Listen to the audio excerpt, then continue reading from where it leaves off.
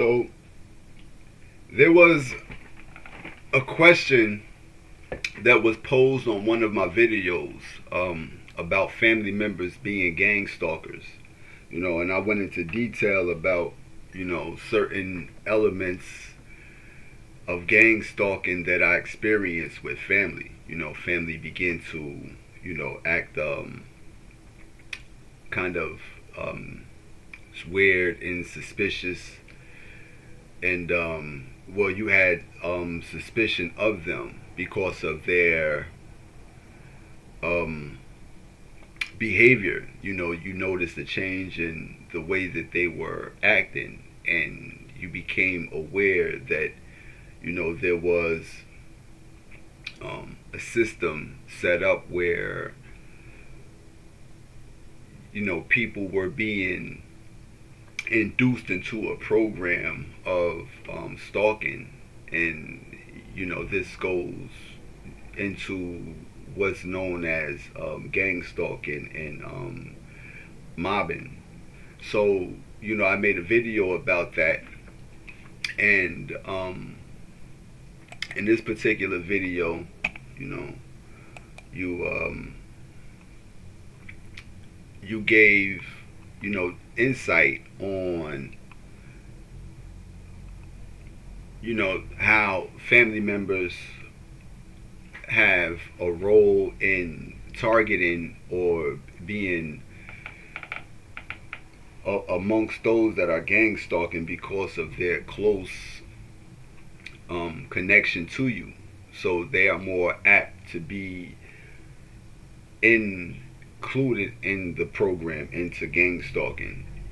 So what I did share was, I gave a lot of, detail about what it actually is.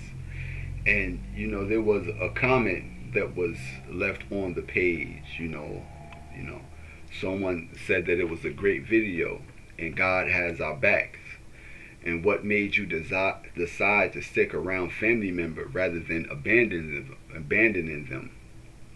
Well, when you have the Spirit of God, which is, the Spirit of truth, and, it's the same with God. You never leave or forsake people. You never leave or forsake, things that are a part of you. Your family per se has may not have the same spirit, and just like everybody else, they may need to be made aware of certain things. you know so my comment to this particular person was, righteous, some of us have unconditional love. Betrayal might be a painful thing to experience, but it will never affect unconditional love. If it did, that wouldn't be unconditional love. We have a certain level of patience and understanding that allows us to endure certain things. For us, with the ability to love unconditionally, love is both a strength and a weakness. Love can be used as a weapon against you to destroy you, and it can be used as a weapon against what's meant to destroy you. But in any event, we never repay evil with evil. More so, with unconditional love, unlimited forgiveness is a byproduct. So that is the reason why, you're able to still have a rapport with people, because you have unlimited forgiveness. You forgive and you forgive and you forgive 70 times, 70 times. You just have unlimited forgiveness. And you have unconditional love. Your love don't come with conditions. So it's not required for my family to love me the way that I love them in order for me to love them, or for a person for that matter, or for anybody, for society in itself. You still do what you do, out of love, for you to want to see things and better them. You know, this comes from, you don't take what others do as a means for you to do, what they do to you. I see that a lot on social media, where there's people that make posts and say that they're going to start treating people the way that they treat them, and that is in the form of repaying evil with evil. And at no time can a person that is not of that element start being of that element. This is when you're being controlled. This is when something and things start to control you.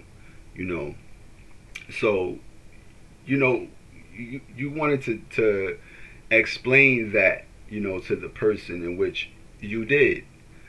You know, unconditional love is the reason why you're able to still show love, show care, and show good character to people that may have betrayed you and may have showed bad character towards you. You know, and this is what sets some people apart from others. Where their love may come with a price, your love is given freely. Where their wisdom, their knowledge, and their participation may come with a price, yours come freely. You know,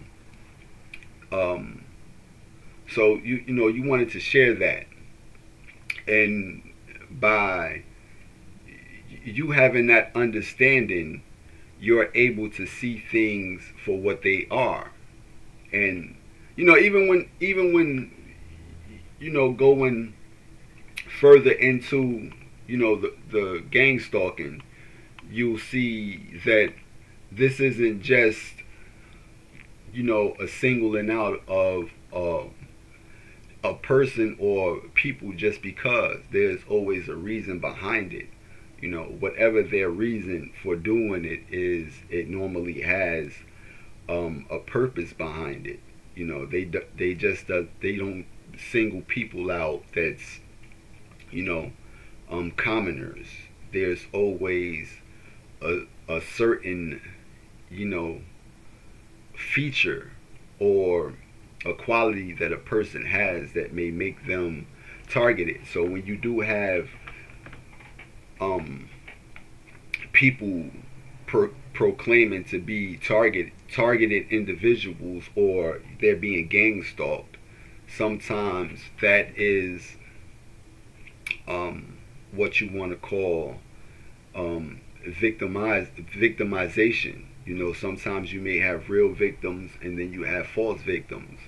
Then you'll have some that state that they're real targeted individuals, like the person that I showed you before, where they're trying to own the title of being a targeted individual and attribute it to something about them that makes them I'm a real targeted individual. So this becomes part of narcissistic personality disorder, where they want things to be about them, and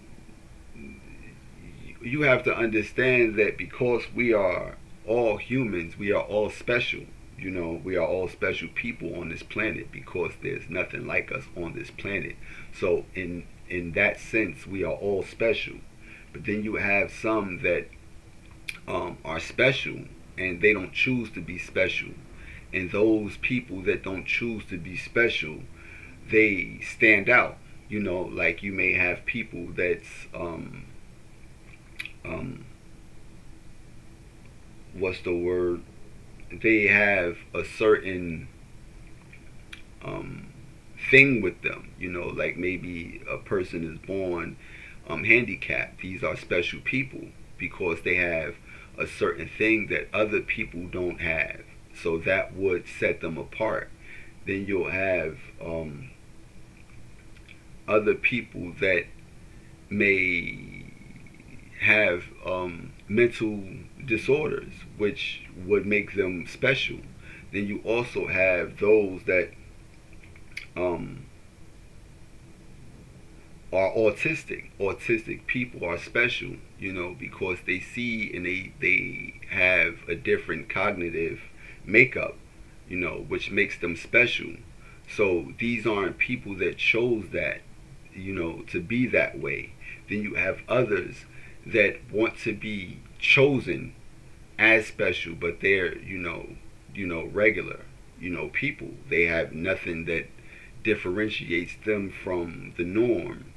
And when they start to realize that, they're just common people, that, that may um, trigger their ego to want to be different or want to be certain things that they're actually not.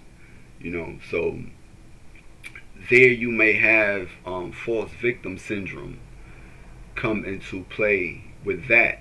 You might have people that claim that they're being watched and stalked and their family is against them, but they may have certain characteristics that their family may be in disagreement with that would get other people that don't have the patience to understand, turn on them or judge them or look at them in a certain light. So they may feel that their family is being a part of those that are gang stalking them, when it just could be their behavior pattern or their mannerism that, may cause a parent to have a certain dislike about you, and, family members to whisper and gossip about you.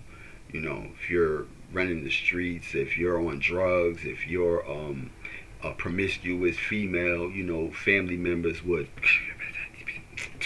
again, this is her 40th boyfriend this year. This is, so they may, gossip behind your back for those particular reasons. Then you have some that would treat you different because you are different.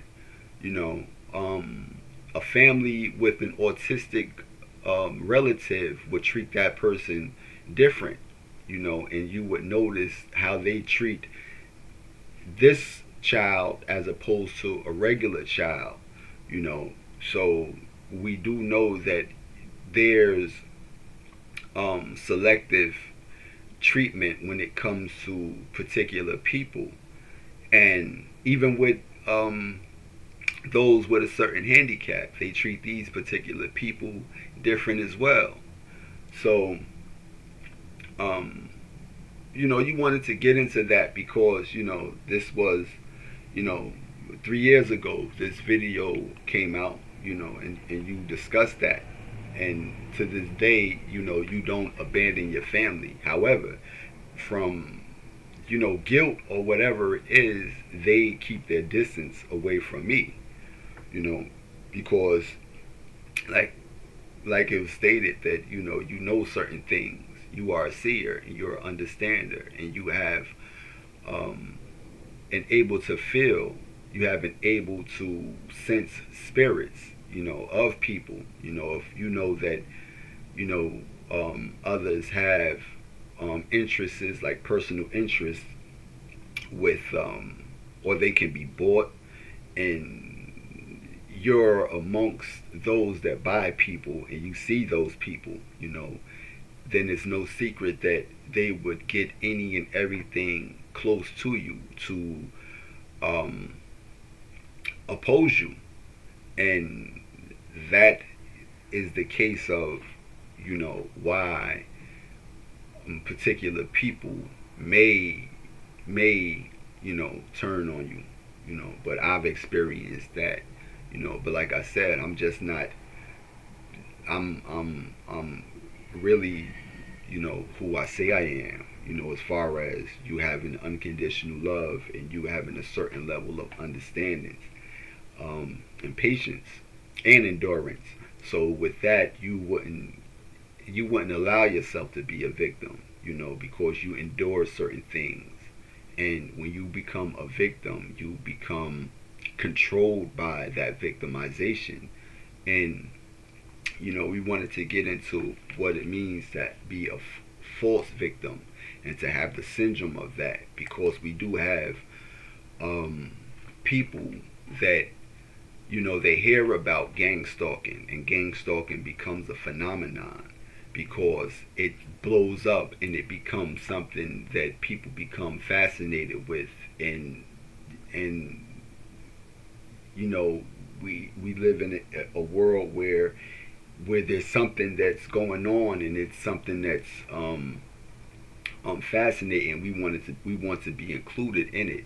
So people would include themselves into the gang stalking program, and have a false perception of them being gang stalked.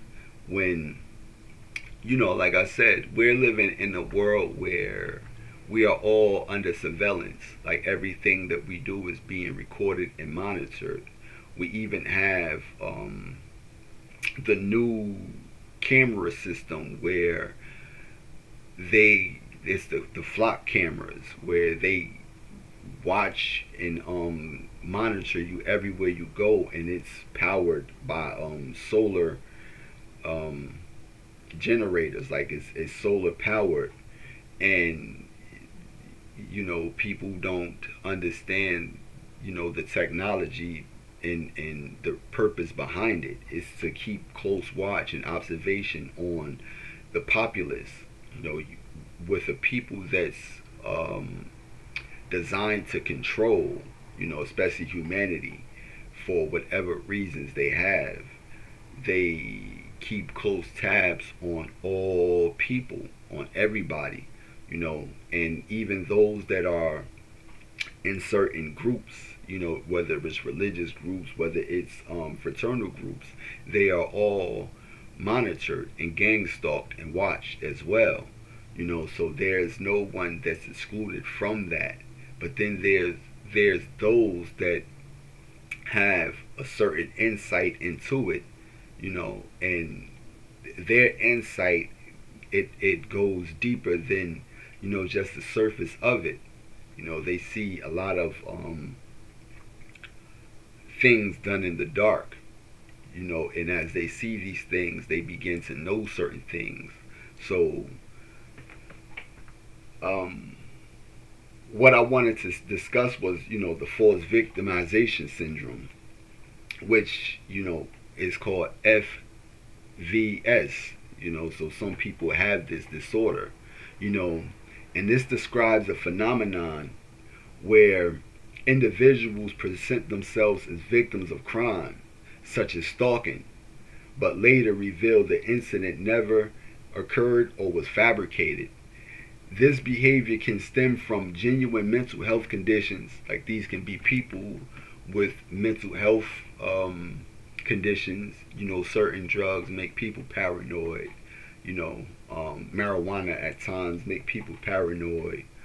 I'm not sure about any other drug, but we do have drugs that, is paranoid inducive. I mean, it induces you into a paranoid state. I believe PCP maybe.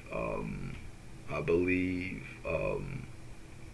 hallucinogenics. Hallucinogenics, you hallucinate. So we do have drugs that induce that, and it's a desire for attention. This becomes a narcissistic thing when you have a desire for attention. When you want to be made out to be one that has gang stalkers, or that you're so fascinating that people have to watch you and monitor you and follow you everywhere you go.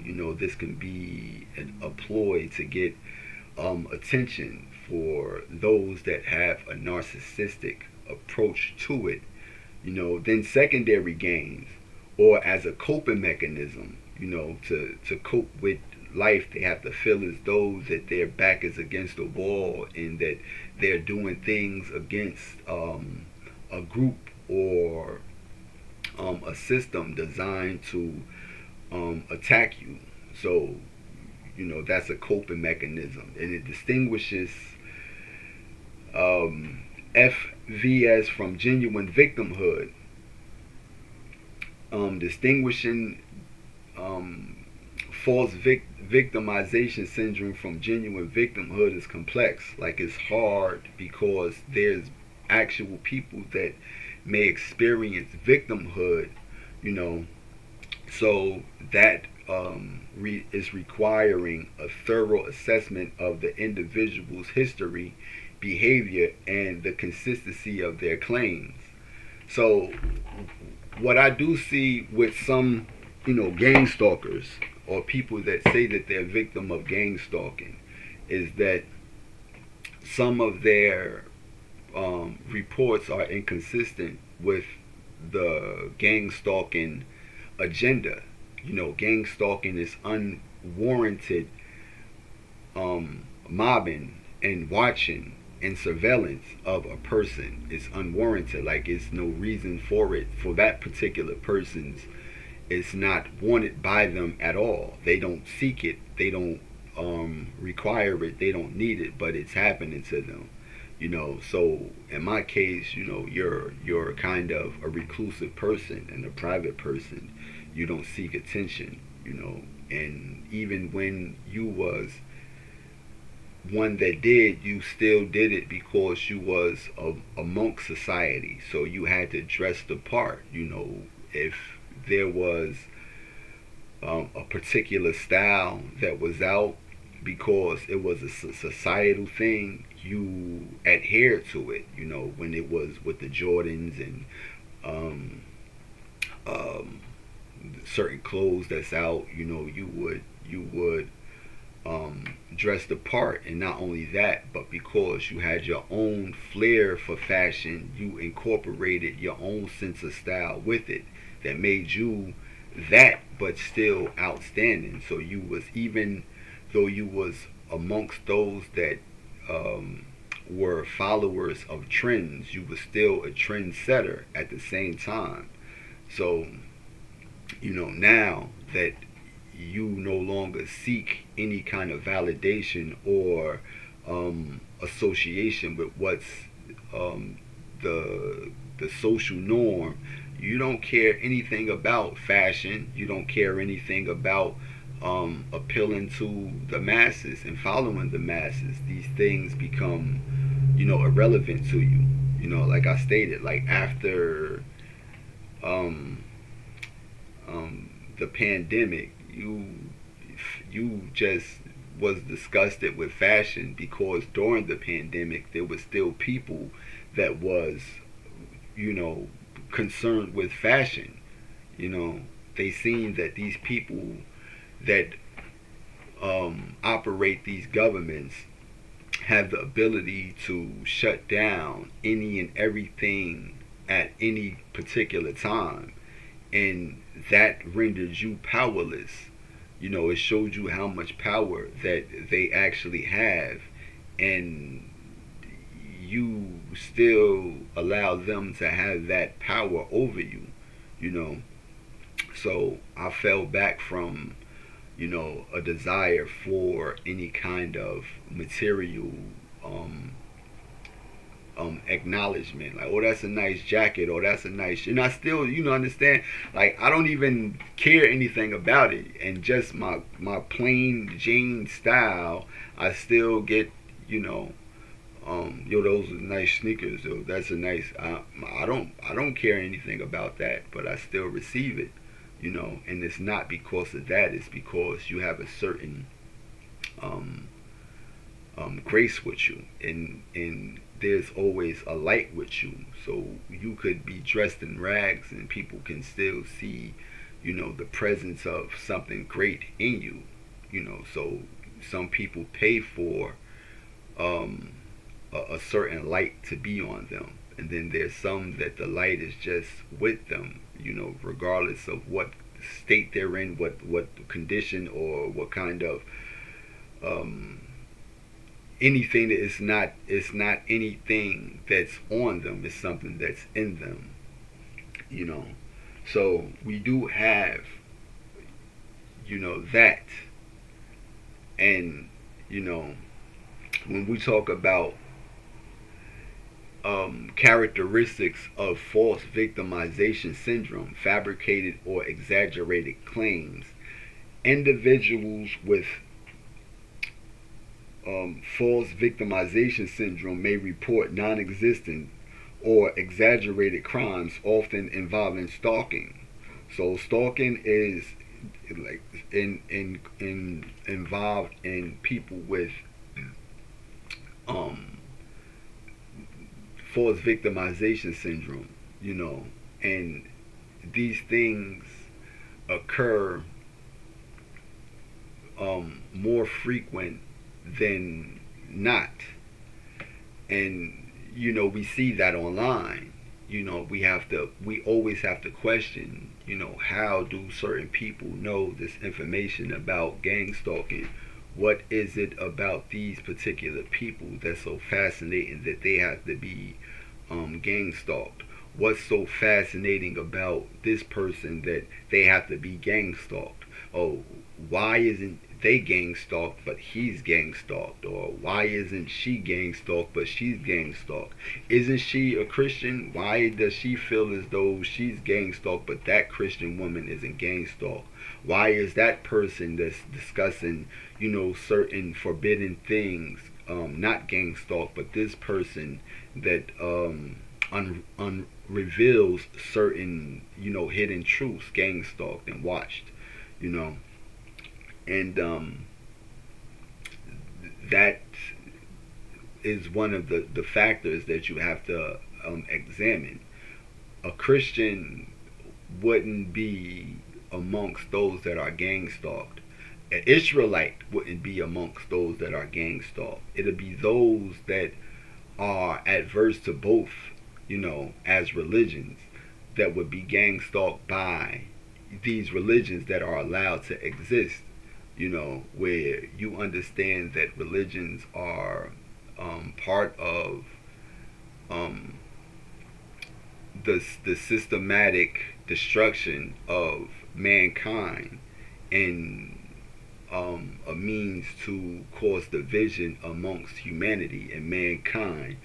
You might speak about that, and these particular things that are set up would oppose you or seek to silence you because of that. So you can't be in these groups and be gang stalked, because these groups will be these whole groups, they are existent, they're everywhere. So just to point that out, you can't be one that is common as the next person and be gang stalked, because if that is the case, then your case would be no different than the next person's case. You have to be one that comes out of that and have a different mindset and have self-control, and then you would be one that can say, hold on, everybody's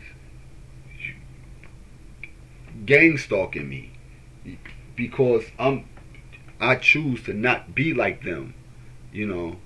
So that is another factor. And even with certain governmental issues, when you understand that your government is lying to you or they're being deceptive, you would be gang stalking because of that. And like I stated, they have those that speak against certain things, but they are allowed to formulate these opinions in the masses because they want to cause or stir up conflict amongst them and them. And sometimes this is a means to extend their control over people, or to stage certain things against people. With the DC thing, is to create a certain arena where they are in control, not where the people is in control. So, in mental health factors, in some cases, false victimization syndrome is linked to underlying mental health conditions such as factitious disorder, where the individuals needs to assume the sick role. They need to assume the role of a sick person.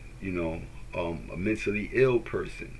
You know, and that goes into sometimes um, a cry for help or a cry for attention. Then you have the secondary gain, which the false victim may seek attention. They may seek attention, sympathy, or monetary compensation or other benefits from their claims of victimhood. So we do have those that benefit from their victimized state, whether it's the attention, the sympathy, whether it's the monetary compensation. When we're talking about platforms like YouTube, and Quora and things like that, these people profit from their engagement with a large audience of people, and because of that, they're more prone to proclaim to be victims of a certain thing. To be a victim, especially when it's discussed that gangstalking is a phenomenon, because we're living in the information age, and we have access to this information, and before we may not have that that knowledge of what it is or the appropriate name for it, but because now there's a name and an identifying marker of it, there's more people to be prone to proclaim to be victims. And that can be an overwhelming majority as opposed to the minority of people. you know so and other benefits that you may get from it is being a part or amongst those that are gang stalking, because now there's what you call a targeted individual community, and some people want to be included in something that's unique and have an identity outside of who they actually are. So this is the reason why a lot of people may join certain things, because they look for identity and seek the benefits from that identity. Where we have those that seek a religious identity, they seek the benefits of that religion. When there's a fraternity, they seek the benefits of that identity. When there's agencies, they seek the benefit from those agencies, and as they have those identities. So that is one of the reasons why a lot of people may associate themselves with certain things. And then we have the inconsistent behavior that is inconsistent with typical victim behaviors or patterns can be a sign of false victimization syndrome. Like one behavior that may be inconsistent with gang stalking is when a gang stalker seeks for a claim, when they want people to subscribe to their channel. It's about a channel as opposed to you giving testimony for the purpose of getting justice. These may be determining factors of those victims. Like if a victim, like even in the case with certain um, sex sexual offenders. Sometimes their case may be, monetary issue as opposed to them wanting justice. So these become determining factors of the severity of their victimization state or their victimhood. And when I see people wanting subscribers, when there's people that are already subscribed to you, and I mean like people that gang stalk you and watch you, these are already subscribers, and these things make you uncomfortable because if they didn't, you wouldn't speak out against it. So when there's people that you know seek attention, this becomes inconsistent with um, being actually stalked.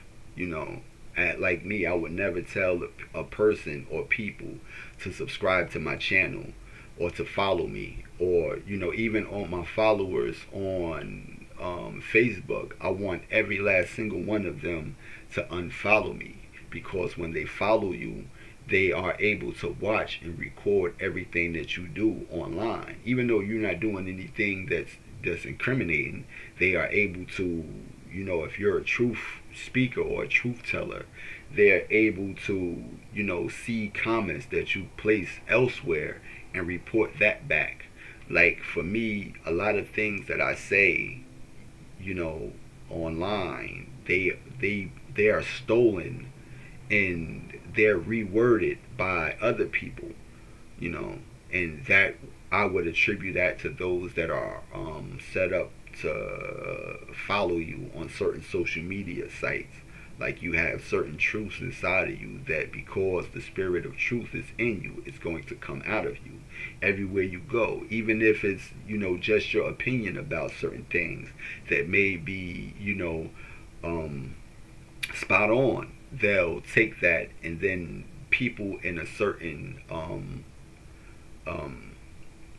group a group that steals information would use your information as their own. I've experienced that. I've experienced, comments that I placed or put on certain YouTube channels be taken down and replaced with somebody else saying the same exact thing. And you have proof of that. You have proof of so many things that you don't have any other objective or any other I don't have any hidden motives or agendas, and not only that, but who your audience is. Your audience isn't the populace. Your audience is the people that controls these platforms, that are the ones that are behind, the stalking, the ones that actually need rectification. They need to change certain systems that they have set up, because they're bipolar. They're bipolar, where they seek to be righteous, but they're operating under wickedness. So you understand that as that. So you're speaking not just to the people, but to those people. Because on one of my videos, that your whole purpose is, to address these people, while the onlooker of these people are present as well. And the onlooker of these people, if they don't support you, whether they support you or not, get out of here, dog. Whether they support you or not, you're still you don't need their support. You don't need the support of people at all, because what's in you is what's in you, and it's going to come out of you, you know. So out of what's in your heart is what your mouth speaks. So if you have something in your heart that's going to come out, is going to come out of your mouth, you know. So that's the reason why you're being vocal, because your purpose is, you know, to address those that need to be addressed, not to, you know, seem cool. Yeah, I'm being gang stalked and watched and mobbed because I'm such a cool person, and, you know, woe is me, they need to stop. No, that's not your purpose. You know, you have an ability to endure. So because of that, they're actually the victims. You know, they're the victims because they're getting what they didn't bargain for. You know, coming for a certain person that, you know, can endure. Where there's people that are easily broken, you're not broken. You have what you call a certain level of control that, you know, is is fascinating to people that want control. You know, so you'll be more of a worthy target than, you know, any and everybody that seeks to be accepted and that is easily controlled and manipulated. You can't be manipulated. If I can be manipulated, I would be in a religion, you know, and you would still be in a gang. You would still, you know, be one that conforms to the norm if you can be manipulated. But outside of that, you know, and that's not for you to brag, because, you know, you understand that you're the minority. You know, you're the minority, and by you being the minority, you know, you're against the odds. You know, the odds are against you. You know, and you do know that. You do know that, and history of false allegations. You know, a past history of making false claims can be an indicator of the syndrome. You know, investigative assessments. You know, police reports and other investigation assesses victim behaviors and consistency of their accounts to determine legitimacy. Mental health evaluations, psychological evaluations are crucial, as some individuals exhibiting false victimization syndrome may require treatment for mental health issues. You know, in this world, you know, we have to understand that we have a mental illness collectively. So there'll be more people with undiagnosed mental disorders than there would be that's not mentally ill. And part of that mental illness is not being able to have self-control, and that self-control includes having a sound mind. You know, when we go into, you know, the spirit of fear, love, power, and sound mind, it is also in reference to having self-control. You can't have a sound mind without self-control, you know. So collateral information, gathering information from collateral sources and the individual support system can help to verify or contradict the claims. You know, what is the sources of these particular individual support system? You know, for me, my support system is non-existent. You know, you don't belong to any group. You don't belong to any religion. You don't belong to any agency. You don't belong to any fraternity. You don't belong to any of these particular programs. You're not a gang stalker yourself. You're not one that has made videos that produced, you know, tens of thousands of dollars. You don't have videos that as soon as you discuss a topic, like Hassan Campbell, as soon as you discuss the topic, you are automatically that's $7,000. That's $1,000. That's, you know, these are agents. that I identify as agents, and they're all over the place. And, that's what differentiates you from them, you know. Um, like I stated, online, there's maybe people with a microchip or something. You would be delusional to say that people have a microchip if you never seen people being microchip. But there's a certain pattern within people that associates them with certain groups that make them common amongst each other. Their page is just like their page. What they saying is just like them. What she said is the same thing he said. The reference that he used is this reference that he used. They say the same thing that they say. They do the same thing that they do. They show the same symbols that they show. So, that's their support system, that they all have a certain thing in common. Again, if you discuss certain things, even in detail, and it's beneficial and it's unique, you won't get the same kind of support that these people get. You spoke about the incident in DC before Hassan Campbell spoke about it.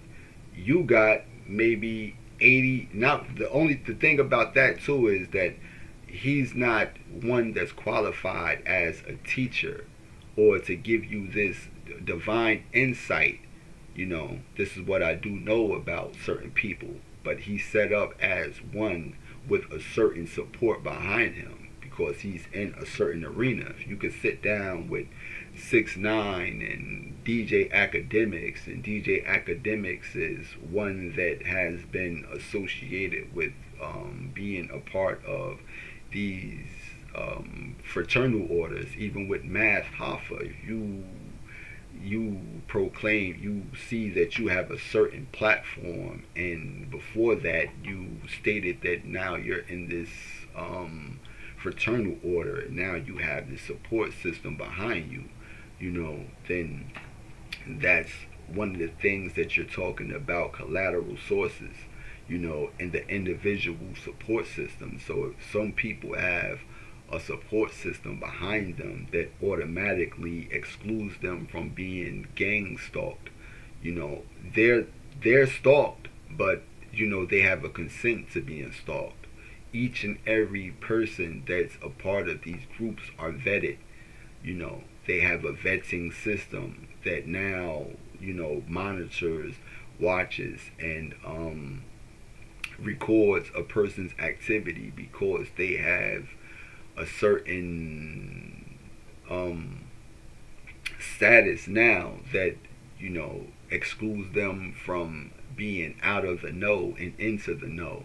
So people in the know have to be vetted to make sure that they don't give information to those that are not vetted.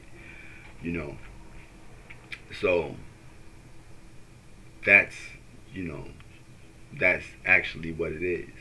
Resources that could be used to support genuine victims may be diverted to investigate false claims. This is resource misallocation.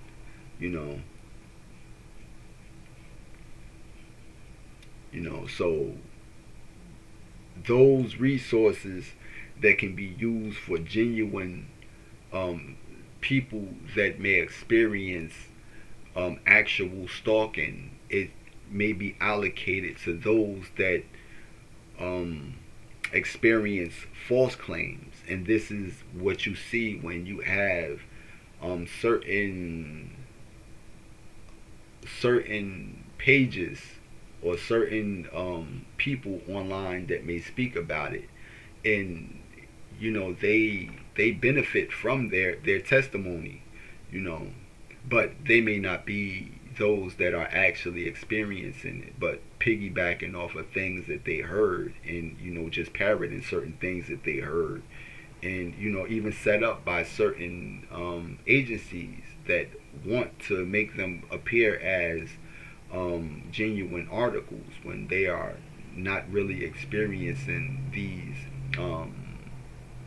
these particular symptoms of stalking. So they may come off as, reliable sources, and you may focus your attention and gravitate towards listening to their testimony. But these could be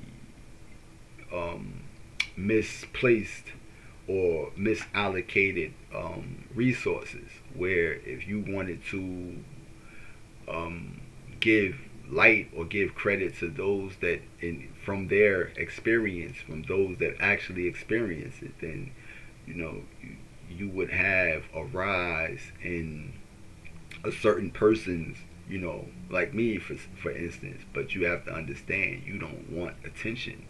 That attention should be, genuine. It shouldn't be generic, or it shouldn't be staged. Your fixation on that person is because you find this person, genuine, not because it's a stage thing, not because there's people that's being paid, to subscribe to you, not because of that. It should be because this I believe this particular person. In fact, there is something auspicious about him that um, he's worthy. He doesn't sound like everybody. He doesn't even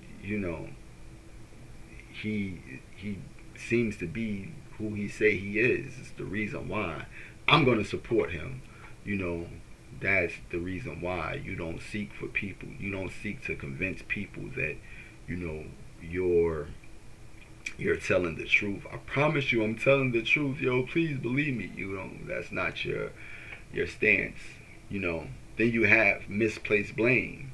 Actual perpetrators might be wrongly accused, while those with false victimization syndrome could escape accountability for their false claims. So you do have those that may falsely accuse perpetrators, may put a camera on a person that's minding their business and say that they're gang stalking them, but it's just something inside of their head. But then you have testimony from a person like me, for instance, where you indicated that you went to a place where you were spiritually led. Like, this is something in your spirit. For people who don't believe in spiritual insight and spiritual, then they just don't have that connection.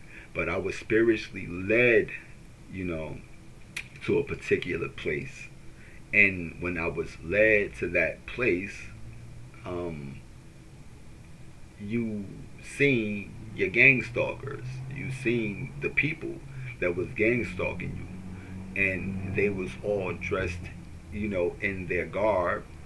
And they seen me, and they asked, isn't that, and pulled out their camera and started recording me. So this is the reason why you can, accredit that to them, because you experienced it firsthand.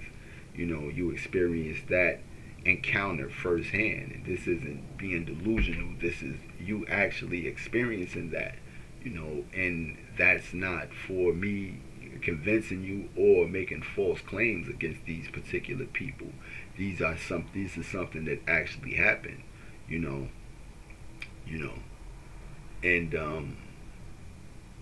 the accountability for false claims, when a person tries to escape that, that's when they try to point the finger at others for their victim status. And again, I wouldn't allow myself to be a victim of anything, anything, robbery, anything, So negative publicity, false accusations can damage the reputation of innocent individuals. So if a person is claiming that, their family is part of the gang stalking or watching them, or this or that, then that can damage the credit, that can damage the reputation of those families, that can damage the reputation of an agency, of a group of people, that can damage the reputation of a church. To say that the church is involved in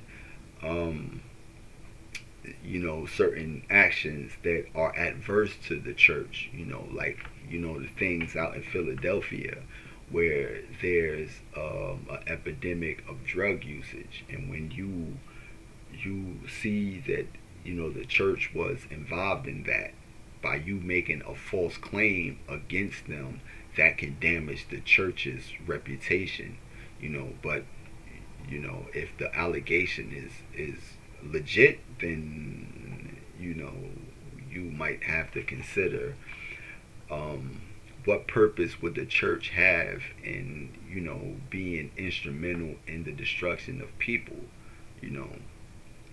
So untreated needs, the focus on the false claims can overshadow the real mental health needs of individuals with false victimization syndrome. So that can overshadow their need for treatment. That they're being watched and observed, and you'll focus on who's doing it as opposed to the treatment of the particular people. But that's just that. And we wanted to get into how early stalking came into play when we're dealing with so it's right here. I have an analysis of judicial stalking and false victimization syndrome. And that would it's in the Journal of Forensic Science and Criminology. And they tell you about how in ancient civilizations there were cases of stalking, which originates from hunting and a means to ambush, control, and follow the prey, walk with circumspection. So that's where the etymology of stalking is derived from, the verb stalk. And it is a phenomenon with deep historical roots. Nero in ancient Rome was responsible for the deaths of his mother Agrippina, his first wife Octavia, and his lover Poppaea. In mythology, Apollo pursued the nymph Daphne to the point of desperation, and Zeus assumed various forms to seduce his victims. In literature, Don Rodrigo from Manzoni, The Betrothed, provides an example of persecution against Lucia, who he harasses with vulgar chatter.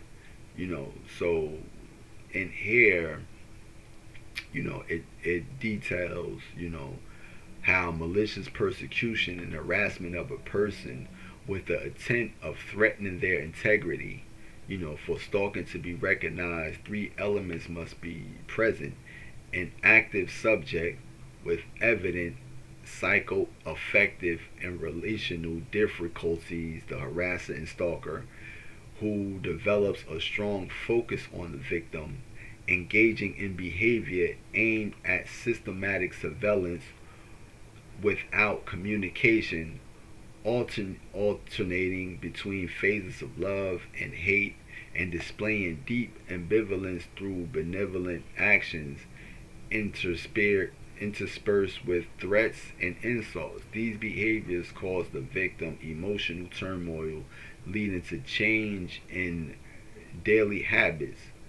Judicial stalking, on the other hand, involves persecutory behaviors by the supposed victim. In this case, the individual positions themselves to harass their alleged persecutor through false reports, appeals, and accusation, causing humiliation, fear, and anxiety to the actual victim. So, we have that in that sense, you know. And one of the things that came up is the term erotomania, you know. And this term is erotomania is a rare delusional disorder characterized by the unfounded belief that another person, often of higher social status or a public figure, is in love with the individual, you know. So that is what you would call erotomania. Like they may have a belief that, you know, there's people that's in a higher status watching you that is in love with, you know, or it has a fascination with something about you. What is it about you that people of a higher status, you know, that they find so fascinating about you that they have to watch you and gang stalk you? You know, what is it so fascinating about you? You know, and then we have those that, you know, come underneath the term of sociopath, you know, which is antisocial personality disorder, sometimes called sociopathy, is a mental health condition in which a person consistently shows no regard for right and wrong and ignores the rights and feelings of others. So, you know, we might have 7 symptoms of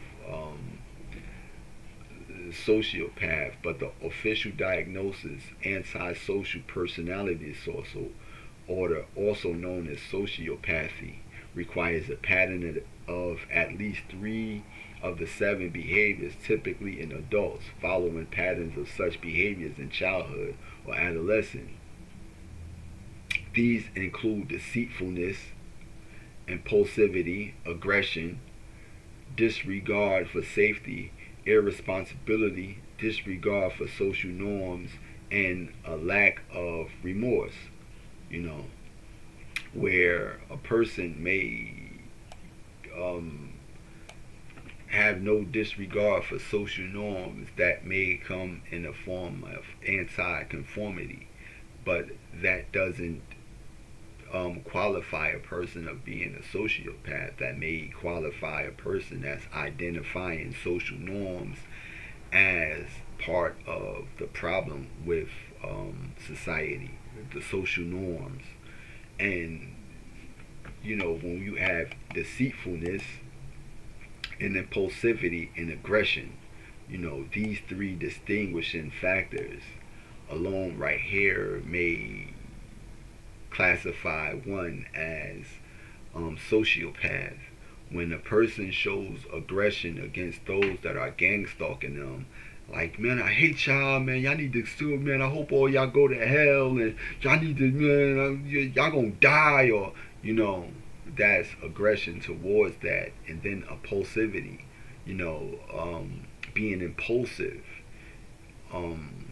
being one quick to respond, without thinking or rationalizing, and that is, you know, in the scope of impulsivity. And then we also have deceitfulness, those that are set up to deceive, you know, others, and they have it in them to be deceptive, you know, where that is part of the practices in society, is these things, you know, are a part of societal norms, you know, where, you know, the world leaders all have a deceitful approach to certain things, you know. With when we talk about the COVID-19, you know, epidemic, that was a deceptive and deceitful thing that became part of the social norm, you know, that put this mask on because, you know, you're apt to contract COVID-19, you know, and that was deceptive. Again, you know, you saw the rollout in China where you saw the first person, they were standing in a train station and they fell out. Then we seen cases in America, and America said that it came from China and it came from here. So these are deceptive practices, and even with AIDS and HIV, and they said that it was contracted from a monkey, and you know, um, this person caught it from there, and that person can, and you can get it from sharing eight drug needles, or you can get it from being homosexual. So these are deceptive things, and you understand that, and because you understand that these are certain things that, and you won't partake in it, that would make you less deceitful and deceptive, because you seek the truth about certain things, and you aren't easily deceived. So, and you don't take any kind of aggression towards those that are monitoring you and have you under a certain surveillance, because of that. And just by you speaking about certain things like that will put you in, the scope of those that are in control of deception or deceit. So these are some of the things that you wanted to talk about. A person with a personality disorder manifesting itself in extreme antisocial attitudes and behavior and lack of conscience. you know so being antisocial, that is, not the same as being isolated, and not wanting to be amongst the populace, because you still are social and vocal in certain other um, arenas. And sociopaths, for instance, would be your celebrities that you comment on, their pages and their platform, and they don't respond to you. Certain um, content creators, that when you comment on their their content, they don't respond to you. They're antisocial. Doesn't mean that you're one that is tucked away um, from the masses. It could be, you could be right amongst the masses, but don't have any kind of regard for those that are, seeking some sort of interaction with you. And you see that, on numerous accounts, where you have certain celebrities that just won't interact with you. We saw a little baby tell people, "Don't touch him." Don't ever touch me again in your life. These are sociopaths. You know, and sociopaths become your celebrities and people that have a certain um, arena where they are, and they don't allow you to interact and engage with them. So it's not about a person being um, isolated. Like for me, I'm an isolated person. They don't. There's people that you notice that they have turned on you. Not that you care, not that they can turn on you. They can only turn on themselves. They haven't turned on me because I'm still the same as I've always been. And you've always been a guiding light to these people. With your father, you was a guiding light to your father. As a child, you was a guiding light to your father. And to your brother, you was a guiding light to both your brother and your mother. So they didn't turn on me, they turned on themselves. Because these people, they need, what's up, dog? They need help. Dog got the zoomies. They need help. They was both in relationships where they need, um, you know, guidance, spiritual and moral guidance. And if you're one full of spiritual and moral insight, you are able to assist them. Both of my brother's marriages um, were, they failed because they weren't able at the time to understand that as people, they have to better themselves, and shed some of the excess things that they have never shed in order to be in um, these marriages, even their partners.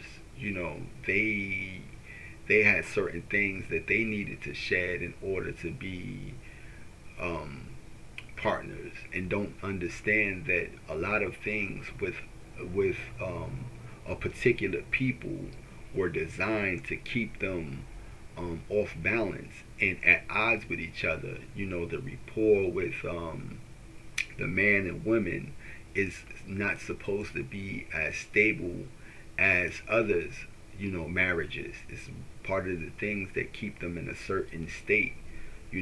Like I stated, I stay in the Jewish community, and I've been out here for maybe 15, probably longer than that. And not one time have I ever seen a police pull up at a Jewish person's house, to resolve a domestic dispute. Not one time. Not one time have you seen the children of those people express, disgust towards their parents, or a lack of guidance or leadership in their community.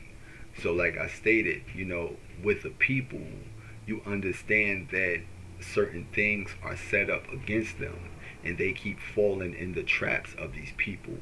You know, so like I stated, these people need you. You have a nephew that he wants to be a gang member, and also associated with these particular groups, that come out and do certain things, and you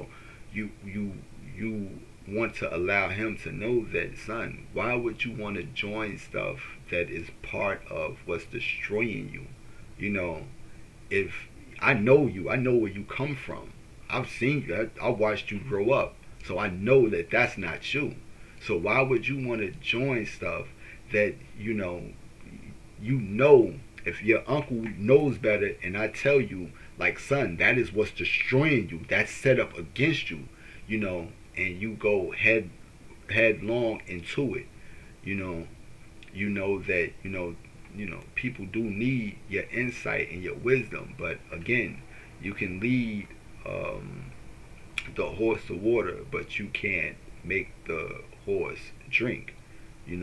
And then you also know that your people are blind followers of the blind, and their whole objective is to keep you as blind followers of the blind, because if you're not following the blind, then you're following someone with sight, and the one with sight can lead you to a place that you've never seen before. That can, because you now have sight, because you're being led by those with sight. So those with sight are more prone to be kept away from a people that are meant to be blind followers of the blind. They don't care nothing about you following religion. They don't care nothing about you following a particular tradition. They care about you having your own sight that's going to lead you out of the darkness into the light. That's what they care about, because they can't control the people that can see, that have sight. They can't. Like, that's part of my thing. I have sight. So if I see something wrong, I'm going to deter it. I'm going to deter from that direction. You know, that's something about prophecy. Prophecy is sight, And if you see something that's about to happen and you still allow it to happen, then that is part of a mental, you know, a mental thing. For you to know that you're about to fall in a hole. Like if you make two more steps, you're going to fall in a hole, and you make two more steps just so you can fall in a hole, then that's part of a mental illness. So when we do have people that's talking about prophecy and things is, oh, this is the end time prophecy, ooh, these wars, and you allow them to happen, these are people with mental illnesses. These are sociopaths and psychopaths. Think about it. You can only think about it. What is prophecy if it's not meant to deter courses of actions? What is prophecy? If you can't deter certain things with foreknowledge, you know what good is prophecy? Just that it's stated. It's stated that this was going to happen, and you allow it to happen. It's stated that it's going to happen, so you could deter it from happening. No one in their right mind is going to walk up a street knowing that they're going to fall in a hole and still take that course and allow themselves to fall in a hole. They're going to take an alternate route. So that's basically what I'm saying about sociopaths. They have a disregard for safety. You have a disregard for safety. Irresponsibility. You're irresponsible. You know what I mean? Here we have the disregard for safety, engaging in reckless behavior that puts their own safety or the safety of others in risk. So, being that that certain events are catastrophic, and they have an impact on not just the individual but collectively, and you don't take any kind of precautions to prevent those risks, then you might be one with a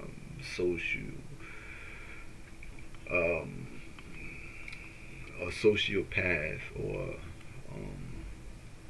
antisocial personality disorder. But that's part of your celebrities and these Hollywood and your political parties, and these people, having a lack of remorse. Do you think Trump wake up and say, what, I was kind of, extreme in those actions that I took? These are sociopaths and psychopaths. But again, you wanted to share that because it was stated that how could you not abandon? Because you can abandon family members. It's because I'm not like them. Where they abandon others, you don't abandon them. Where they prove that they don't have a certain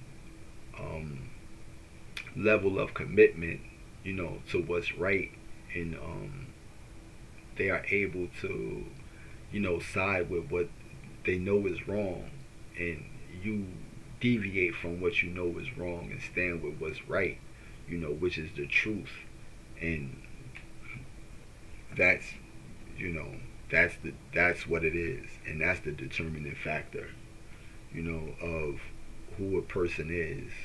It's not about how many subscribers you can get, how you can benefit or profit from your testimony, or the knowledge that you have. It's about you siding and staying with what's right, and speaking out against what's wrong, when you have the ability to do so, because the future won't have no pity for those that know the truth and can speak the truth, but take a stance of passivity, and for me, that's one of the things that I understand, and one of the reasons why I have to speak on certain things, because it's the future that, you know, is at stake. You know, the future that's at stake, you know, with these particular actions. You know, so I hope that's, you know, understandable. And again, you wanted to share that because it needed to be shared. You know, some of us have unconditional love, and it's not a quality that everyone has.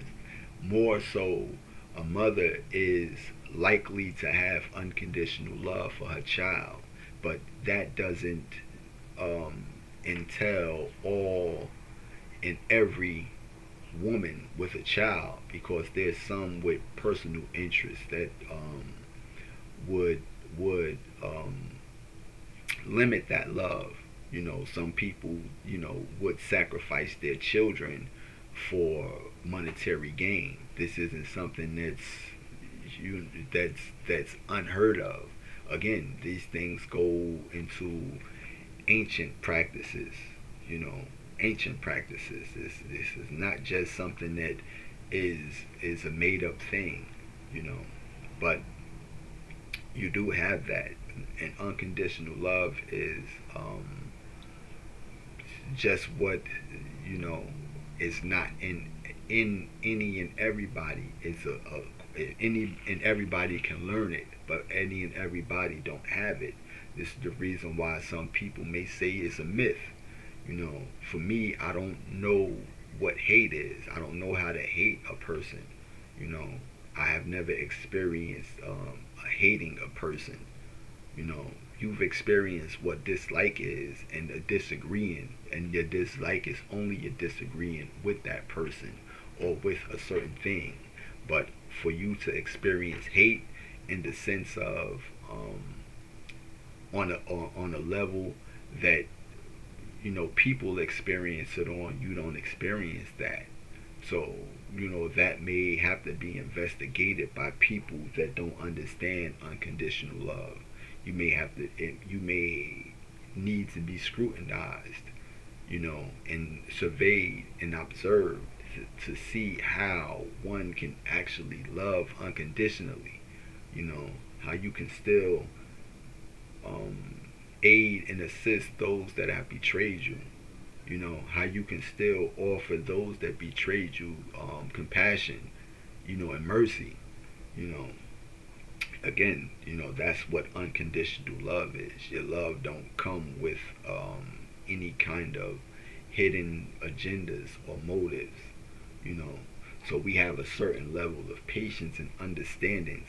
We have a level of patience and understanding, which they go in the hand. You can't have understanding without the patience, you know, to understand. And without understanding and patience, your endurance would be null and void. So that allows you to endure certain things. So when you have these patience, you have a patience that's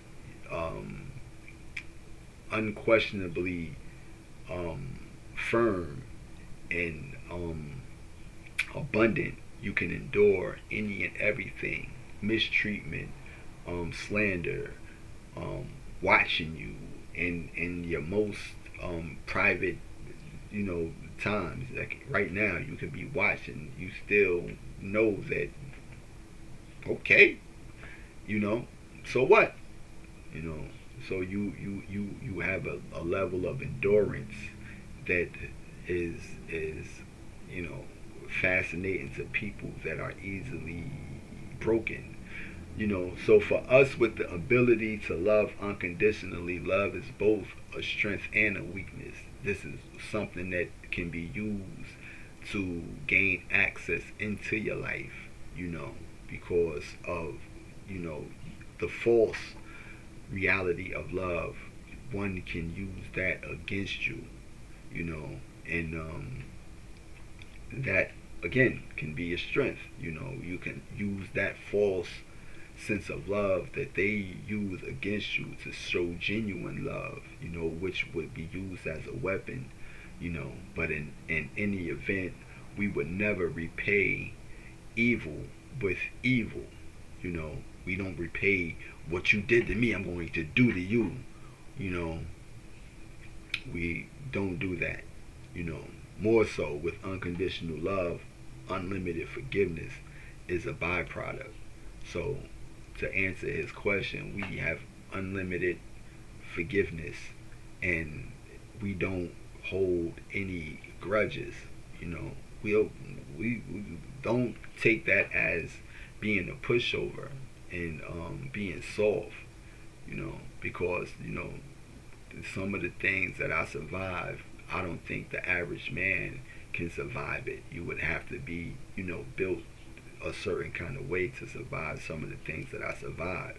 And you survive them without even trying to survive them. You just survive them by living. You survived them by living. You wasn't in a survival state. When I went to prison, and how did you survive prison? I survived prison by living, by living me, by being me. I survived prison, and the things that I experienced in there, you would make the average person bitter. But at times, I forget I was even in prison. Like, hold on, I did time in prison before, and that's fascinating to me. And when I was in there, I was more so a teacher than anything else. They called me a role model. When one time I was set up by officers with a weapon, which I didn't need a weapon because, again, nobody here could touch me. And if they did, then, they suffer consequences, the repercussions behind that. So I was set up by an officer, and officers walked past the cell, and then they double back. Yo, what are you doing in here? Oh man, I was set up with a shank. He was like, you're a role model. Not in the sense that you're upstanding and you want to know, but just you being you is a way for others to see the truth of who they are.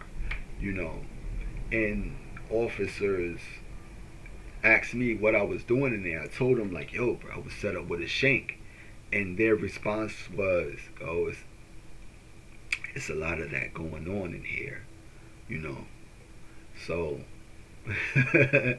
you understand that wickedness will always target what's right, because it's trying to learn from us. It's trying to learn it, and that you even stated in this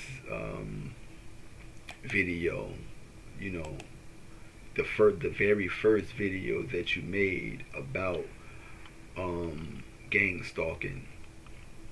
You told them that you was only going to help them. You're only going to help, your gang stalkers, and that's one of the things that you seek to do, and just by being you, they're going to learn certain things about life. As you being a child of God, a son of the true and living God, you are a child of life. So they're going to learn certain things about life. Not that you're perfect or that you know everything there is to know about life, but you're going to show them certain things that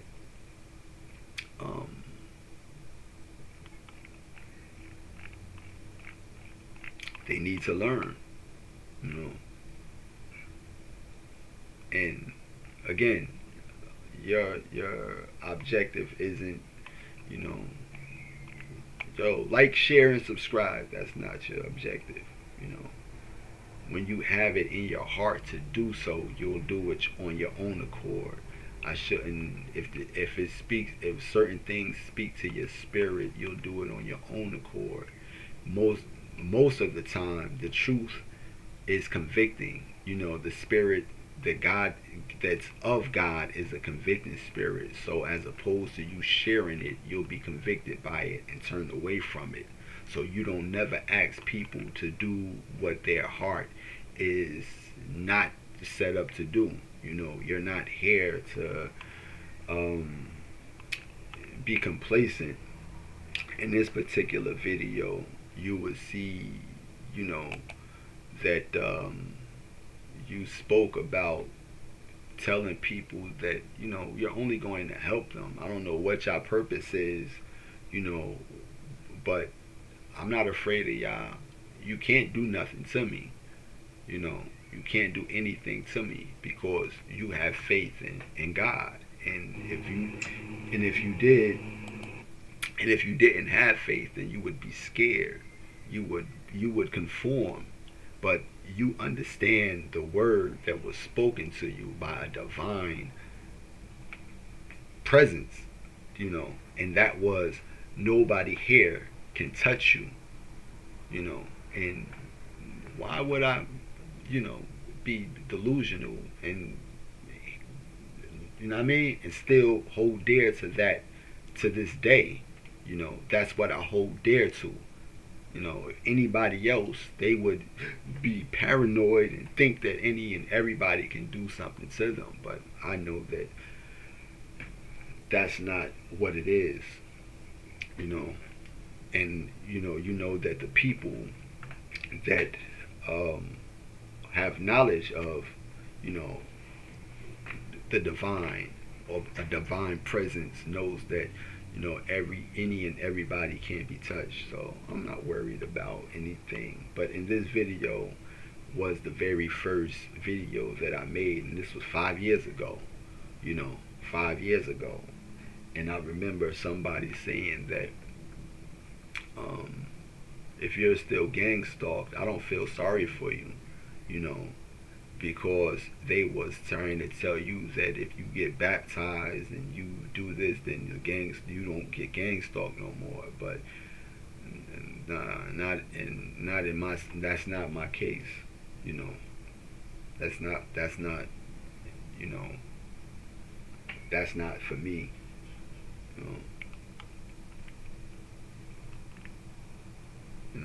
That's not for me. But if y'all wanted to go check this video out, y'all could. Again, this was 5 years ago. And I stated that I don't know what purpose, I don't know what gaslighting is, I don't know what, these terminologies that are common amongst people. I don't know what they are, because I'm not in that circle. I don't have that collateral source. I don't have that support system to know that, these are the terminologies that you're supposed to use, targeted individual. What is that? It's a question mark. What is targeted individual? That's what they're doing. They're targeting people for what? So, yeah. But, you just wanted to share that because it's it needed to be shared. And yeah. But that's just what it is. So peace.